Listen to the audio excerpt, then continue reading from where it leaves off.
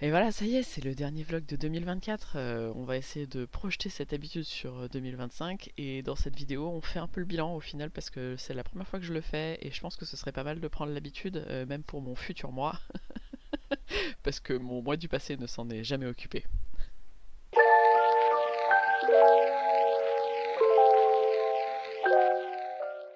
Donc dans cette vidéo, ce que je voudrais faire, c'est faire un peu le point du coup sur tout ce qui s'est passé cette année, parce qu'il s'est passé beaucoup de choses, vraiment beaucoup de choses.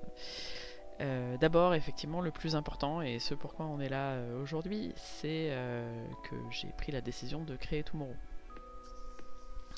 Comme vous l'avez vu peut-être sur des vidéos que j'ai fait précédemment, il y a eu tout un parcours avec les éditeurs, ça s'est mal passé.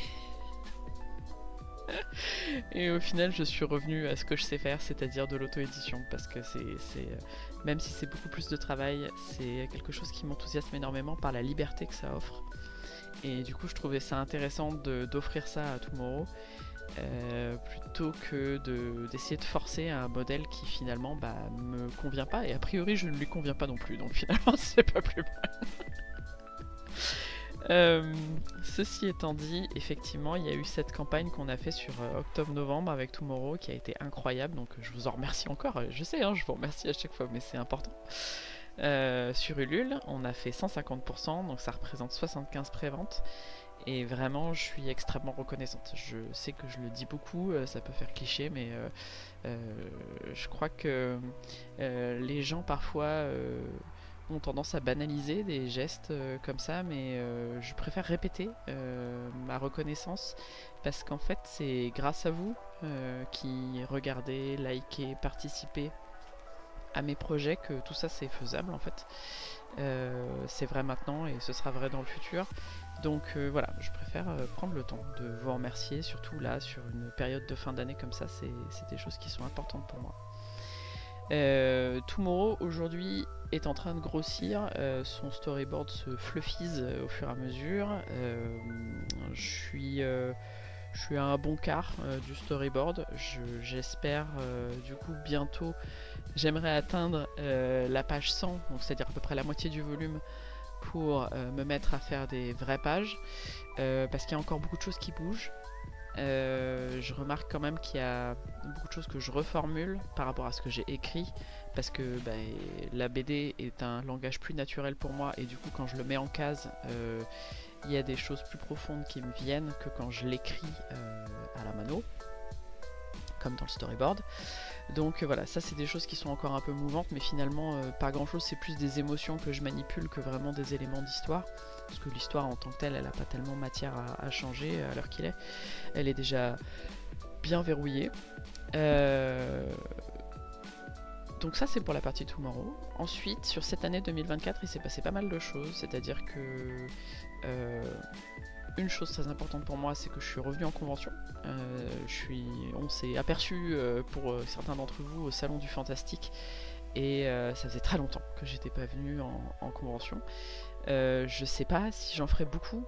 Je pense que peut-être avec l'impression de Tomorrow, on prendra le temps de faire des séances de dédicaces, mais il faut savoir que c'est quand même une source de panique pour moi quand il y a autant de monde, donc c'est pas forcément évident, mais j'essaye de le faire parce que j'aime bien vous rencontrer. Du coup, j'ai pu rencontrer des gens qui lisaient Ligaré à l'époque, puisque c'était en mars, donc on était déjà à 3 mois de Ligaré.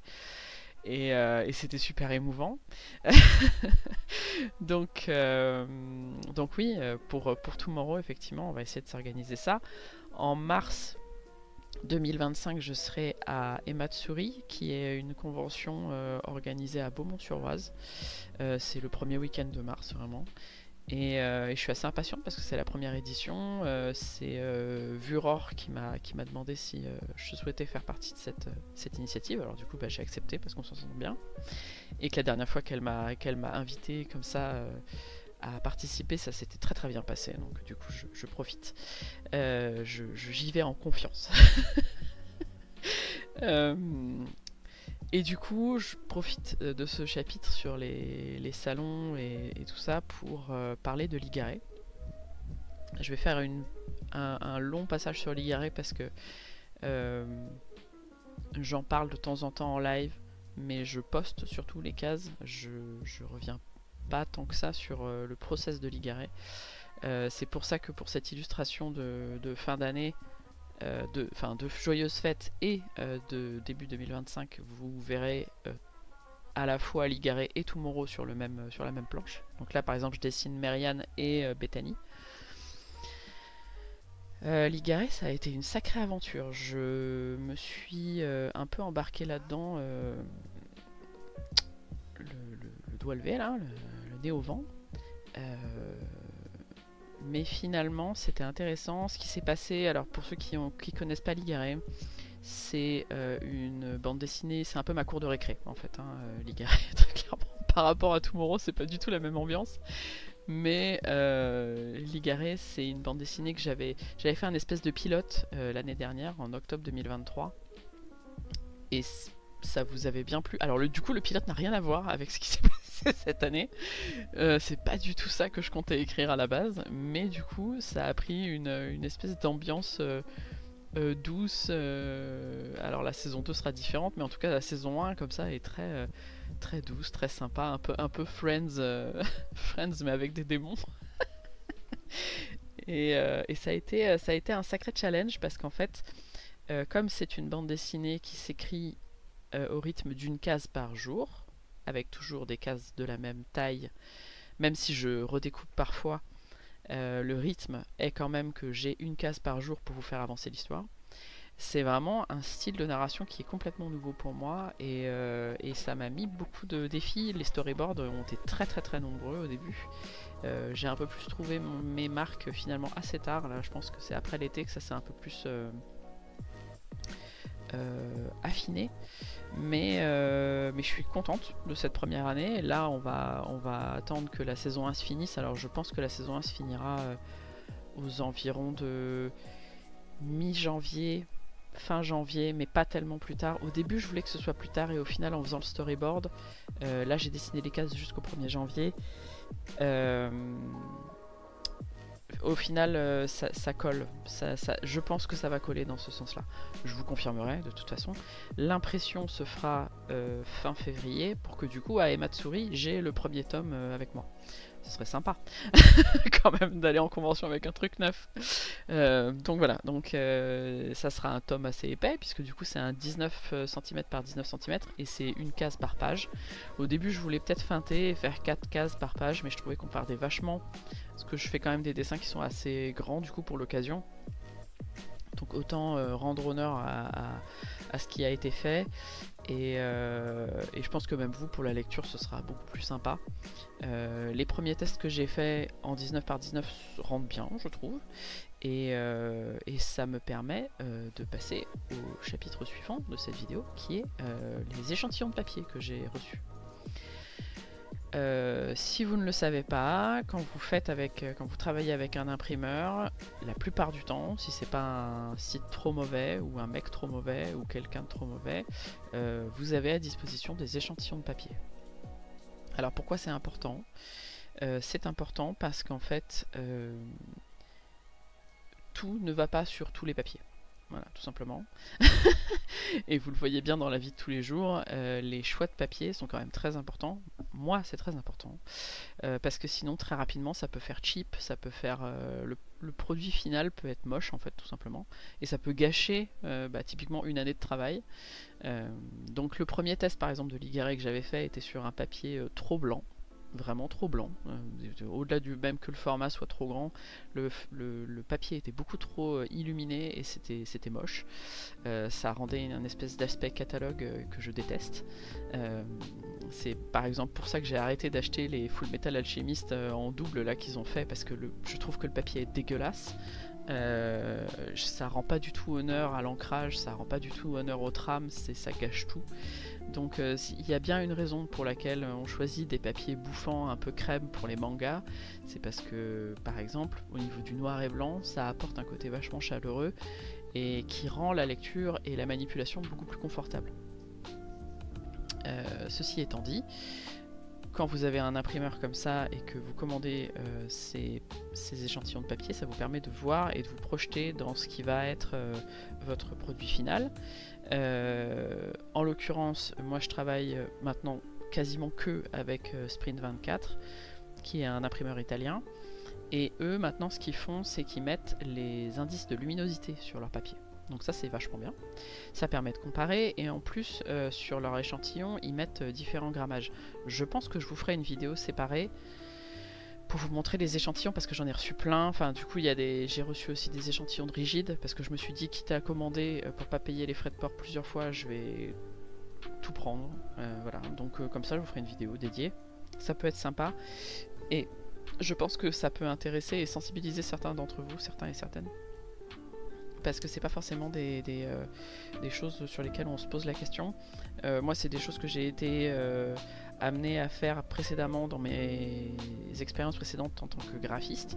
Et c'était des choses sur lesquelles j'ai vraiment pris le temps de chercher, parce que en fait, au final, ça peut vraiment tout changer dans le feeling d'une œuvre au terminé, quoi. Donc, on fera ça plus tard, peut-être la première vidéo de 2025, je ne sais pas, voilà, on verra. Mais j'aimerais séparer ça des vlogs, parce que au début je voulais le faire pendant le vlog, là, maintenant, mais en fait non, parce que ça prend trop de place, et je me connais, je vais divaguer. Je vais divaguer. Donc je préfère séparer, comme ça au moins vous aurez une vidéo dédiée que je mettrai en lien, j'imagine, quelque part, si je suis un adulte responsable. Ceci étant dit, les échantillons de papier étant commandés, ça m'amène sur un autre point qui est un élément décisif de mon année 2024, c'est que j'ai enfin stabilisé ma technique de dessin. Ça me fatigue, parce que j'ai passé des années à chercher quelque chose qui était à peu près stable, et du coup là j'ai enfin stabilisé sur un truc où je sais quelle encre j'utilise, je sais quelle plume j'utilise, je sais quel papier j'utilise, et je sais quel gris j'utilise, et ça n'a pas de prix. On a tendance à croire que c'est super évident, mais par exemple pour l'igaré sur l'année, je pense pas que ça soit particulièrement visible, parce que j'ai essayé de rendre les transitions assez smooth, mais vous avez quand même expérimenté 3 ou 4 techniques, techniques, je parle vraiment en termes d'outils différentes. Et moi ça me peine un peu, parce que j'aime pas changer. Alors je m'étais posé beaucoup de questions à chaque fois, mais obviously quand on arrive là à la fin, je suis contente de l'avoir fait, parce que au moins je sais que maintenant c'est stable pour la suite de Loup-garou. De l'igaré. C'est stable pour Tomorrow, c'est stable pour tout ce qui va suivre. Donc finalement on y gagne sur beaucoup de fronts. Et l'igaré pour ça a été incroyable, parce que ça m'a forcé à me poser des questions vraiment précises à des moments très précis. Dans les événements qu'il y a eu cette année, en dehors du Salon du Fantastique qui a été un événement IRL, il y a eu des choses comme les 25 heures de la BD. Alors j'ai eu un feeling très particulier sur cette édition, parce que je crois que c'est la première fois que je fais des 25 heures. D'habitude je fais plutôt des 23, donc très stress. Je suis pas sûre que j'en ferai beaucoup d'autres au final, parce que je sais pas, je pense que le fait que ce soit pas aussi tendu que des 23 heures, ça m'a un peu ça m'a un peu laissé sur ma faim. C'est pour ça que du coup j'ai quand même fait 24 pages ou 25, je sais plus. Du coup je me suis dit autant aller pour la Tortue Rouge, mais même ça du coup je l'ai fini tôt. Donc du coup est-ce que il faut que je sois plus ambitieuse si je veux en faire d'autres? Je sais pas. Je parle pas du côté qualité, parce que ça c'est à vous de juger. Je parle vraiment de est-ce que ça vaut encore le coup de faire des 23 heures de la BD si en fait au final on les finit à 2h du matin et que bah... Non, j'ai pas fini à 2h du matin, j'ai fini à 3 ou 4 heures. Mais enfin bon bref, c'est court quoi, enfin j'avais encore de la marge. J'aurais peut-être pu faire quelque chose de plus ambitieux, je sais pas. Bref, ça m'a pas laissé... J'ai bien aimé ce que j'ai fait. Je me suis posé beaucoup de questions en le faisant. Pour ceux qui ne savent pas, c'est un un spin-off de Ligaré en quelque sorte. Euh, voilà, vous en faites ce que vous voulez. Mais je trouve toujours ça intéressant de me raccrocher à des univers que je développe déjà parce que ça me fait me poser des questions que je me pose pas forcément dans les lignes principales de scénario. Donc voilà. Et, euh, et du coup, bah, voilà, je sais pas, je suis un peu en... J'étais peut-être un peu en panque d'adrénaline parce que j'ai enchaîné après... Enfin, j'ai pas enchaîné après, j'ai fait pendant. Il y avait Linktober. Donc du coup, il y a eu un moment où j'avais Ligaré, Linktober et les 25 heures de la BD. Ça devenait un peu ridicule. Mais bah pareil, j'ai pas... Alors je me suis servi de Linktober pour promouvoir Tomorrow. Mais je pense qu'il faut que je réfléchisse à l'avenir, peut-être pour refaire des Inktober un peu à la Alice, pour ceux qui ont suivi à ce moment-là. Où il y a un vrai parti pris pendant un mois d'un truc un peu différent, d'un test un peu unique, quoi. Je sais pas, je me pose pas mal de questions sur ces points-là parce que c'est des choses que j'ai eu l'habitude de faire et maintenant que je suis dans des univers qui me sont très propres, il y a beaucoup de choses où il faut que je prenne des décisions sur comment je passe mon temps parce qu'en l'occurrence, bah, j'ai 250 pages à faire donc faut que je sache où je mets mes billes, quoi. Mais voilà, donc c'était super intéressant et je pense que ça vaut le coup de se poser ces questions-là. Un autre événement qui a participé à ces questionnements-là, c'est l'exposition mythologie à laquelle j'ai participé avec Écho Caton et Adélaïde, avec l'association Art Croisé, à Salon de Provence. C'était une super expérience. Ça m'a permis... Alors j'en ai très très peu parlé. Vraiment, j'ai fait des stories, j'en ai un peu parlé avant, un peu parlé après. Mais comme j'ai été très malade pendant la conception des pièces et que... Enfin vraiment, ça a été un espèce de chaos. Mais je suis contente de ce que j'ai sorti. Ça a été très bien accueilli parce que j'ai eu la chance de pouvoir être là au vernissage. Donc vraiment, c'était génial. On a été... En plus, du coup, on était 3 artistes invités. Donc du coup, on était vraiment... avec l'association, on a été vraiment chouchoutés. Enfin, vraiment, l'association d'art croisé. Si vous êtes aux alentours de Salon de Provence, je vous invite à suivre leurs expos parce que c'est vraiment top ce qu'ils font. Et ouais, on a passé un bon moment. C'était vraiment chouette. J'en ai profité en fait pour refaire une série de DS Aztèques que j'avais déjà fait pendant Bonjour Calumis, donc il y a eu presque une dizaine d'années maintenant. Et j'ai pris cette décision, même si à la base je suis plutôt proche de la mythologie grecque, mais en fait j'ai pris cette décision parce que la mythologie aztèque et ces représentations-là, même si elles étaient sous forme un peu pin-up, c'est la série sur laquelle j'ai eu le plus de retours tout au long de ces dernières années. C'est assez fou ce qui s'est passé. Je sais pas trop pourquoi. J'imagine de ce que m'ont dit certaines personnes avec qui j'ai pu un peu parler sur internet, c'est qu'en fait il n'y a pas tant de représentations que ça de ces déesses là. Et du coup, je voulais faire honneur à ces échanges là. Et j'en ai choisi 7 que j'ai vraiment faites en respectant vraiment du coup cette fois les représentations des codex. Enfin, j'ai vraiment fait un travail de recherche assez intense. Il faudra que je trouve une façon de les mettre à l'honneur autrement. Peut-être que je publierai un artwork, peut-être que un artbook l'année prochaine avec d'autres DS. Mais voilà, je trouverais ça intéressant en fait parce que je sais, pas personnellement, mais c'est quelque chose que j'ai beaucoup lu. J'ai entendu de ces gens à quel point ça les peinait finalement de ne pas avoir beaucoup de représentations. Parce que quand ça concerne la mythologie grecque, nordique et égyptienne, c'est des mythologies dont on entend beaucoup parler, qui sont extrêmement présentes. Et il y a des mythologies, voilà, mythologie africaine, mythologie même finalement asiatique, c'est pas des choses auxquelles on est très accoutumé. On voit toujours les mêmes figures, mais il n'y a pas trop le fond, quoi. Donc c'est quelque chose qui me touche parce que donner une représentation visuelle à quelque chose, c'est très fort, c'est un symbole qui est très fort, notamment dans des aspects de spiritualité comme ça.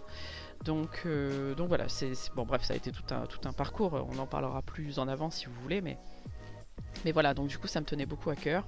Je suis contente de ce que j'ai fait. Est-ce que je les mettrai en ligne? Je sais pas. Je les ai mis sur ma boutique InPrint, mais je ne les ai pas publiés. D'ailleurs, vous les avez pas vus sur Instagram ou quoi, donc voilà, on verra. Je sais pas encore. Ça a été dans un tel moment de rush, parce que quand je suis revenue du vernissage, j'ai lancé Tomorrow. Enfin, ça a été tout un... Vraiment, là, la fin d'année, ça a été un bazar. Mais c'était super. Vraiment, si on parle vraiment de l'année en tant que telle, ces derniers mois, au final, ont été les plus représentatifs.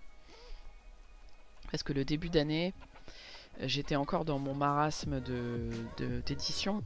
Notamment en janvier, j'avais pris le parti de faire un aller-retour à Angoulême. C'était bien parce que j'ai pu retrouver des gens que je connaissais sur place, notamment l'association des comics et IBI. Donc ça c'était très précieux pour moi parce que ça m'a donné un peu une encre quoi, vu que j'allais complètement le nez au vent dans un endroit que je connaissais pas, voir des gens que je connaissais pas. Encore une fois, comme c'est des choses qui me paniquent beaucoup d'être comme ça au milieu de beaucoup de gens, présenter mon travail dans un contexte comme ça, quand on n'est pas écouté, c'est compliqué. Avec le recul, est-ce que c'était la bonne chose à faire? Je pense que si je l'avais pas fait, j'aurais regretté, très honnêtement. Maintenant, est-ce que je l'ai fait de la bonne façon? De toute façon, je l'ai fait de la seule façon que je savais faire. J'avais pas d'autres moyens. Il n'y a pas de bonne façon de faire ça. Il n'y a pas de coup de génie, à part passer derrière le stand et forcer. Je sais pas, je pense pas. Quoi qu'il, je suis globalement contente pour finir un peu tout ça, parce que là je vous parle de la pluie et du beau temps, mais je suis contente de cette année 2024 parce que elle a pas commencé sous les meilleurs auspices.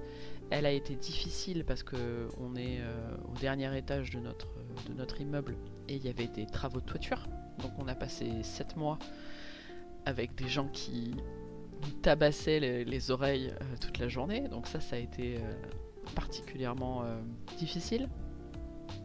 Donc voilà, de avril à novembre, là, c'était impeccable. J'ai enfin internet après 3 ans. Donc voilà, il y a des bons côtés quand même. Non, je pense que c'est une année qui annonçait 2025 en fait. Je pense que c'était un prélude. 2025, ce que j'aimerais vraiment faire, si je dois me donner 2-3 objectifs, c'est arriver à vous parler plus, parce que je sais que je suis finalement assez silencieuse. Alors ces vlogs là, c'est du coup une bonne façon de prendre la parole, mais je pense que c'est pas la seule façon. J'aimerais bien arriver à maintenir le fait d'arriver à faire 2 lives par semaine, c'est bien. C'est une bonne source de structure pour moi, et c'est une source aussi de socialisation, mine de rien, même si il n'y a pas toujours l'énergie est pas toujours la même, mais je fais de mon mieux, sachez-le. J'essaye de trouver des trucs intéressants à faire avec vous et de passer du temps pour qu'on crée des souvenirs en fait, tout simplement. Donc si vous voulez nous rejoindre, je pense pas que les créneaux changeront parce qu'ils n'ont pas changé depuis voilà. Le mardi matin de 10h à midi 1h et le jeudi soir à partir de 20h30. En général c'est jusqu'à 22h30 parce qu'après j'ai Pissenlit qui sème la terreur et le chaos derrière moi. Pissenlit c'est mon lapin pour ceux qui ne savent pas. Et Et voilà, donc c'est 22h30, c'est une heure très précise. Des fois on tire un peu jusqu'à 23h, mais dans ces cas-là c'est mon compagnon qui s'occupe de la nourrir, et moi comme ça je peux continuer. Mais comme elle aime pas trop que je stream, parce que ça lui donne l'impression que je deviens folle, vu que je parle à un écran, même là les vidéos je sens que ça... Voilà. je sens que ça la... Maintenant elle s'y habitue un peu, mais quand j'ai repris les streams, ça l'a désarçonné un peu. Quoi qu'il en soit, oui, sur des objectifs 2025, maintenir les dates de live. Je m'inquiète pas des pages pour Tomorrow, parce que je vois déjà comment j'avance sur le storyboard. Je le sens bien, avec des guillemets que vous ne voyez pas, mais voilà, je le sens bien. De toute façon, comme promis, vous allez avoir une newsletter par mois. Donc là, ça sera, je vais faire coïncider avec le début d'année, je vais coïncider ça sur les débuts de mois, c'est bien, je trouve. Et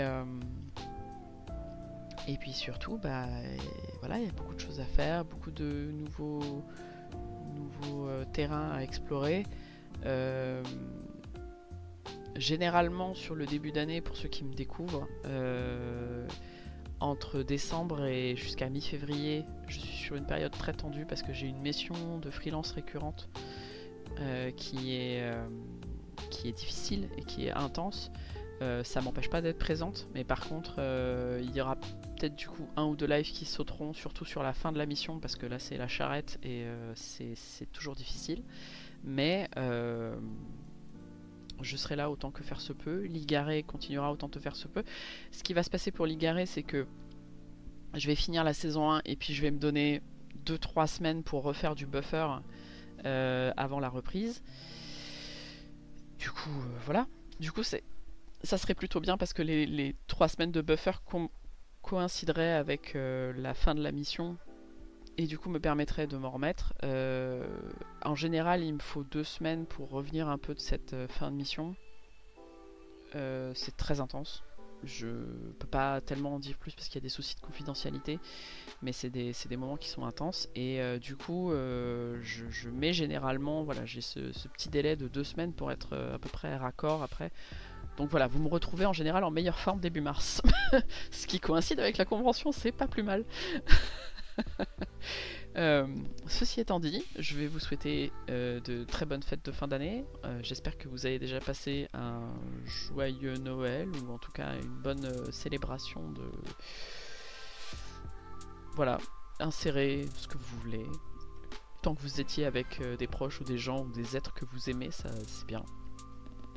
Et puis voilà, on se retrouve la semaine prochaine du coup pour le premier vlog de 2025. Je pense que entre temps je vais écrire des objectifs, des vrais objectifs, parce que là je vous les ai un peu formulés en impro, mais ça serait intéressant, je pense, de les marquer quelque part, de vous les donner et de voir après 1 an plus tard si j'y suis arrivé. On va tester, hein, on sait jamais. Prenez soin de vous, bonne Saint-Sylvestre, et puis à l'année prochaine. Ciao.